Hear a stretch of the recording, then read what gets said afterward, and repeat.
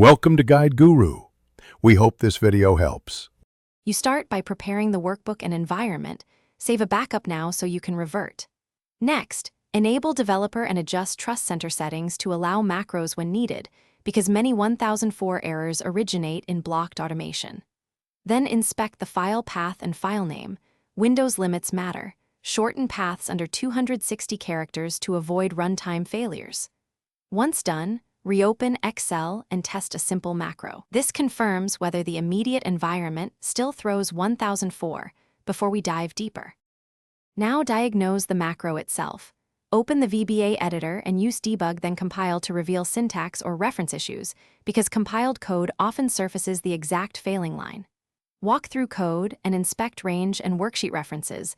Unqualified calls to active sheet frequently cause 1004 when context changes. Replace ambiguous references with explicit objects, for example, this workbook.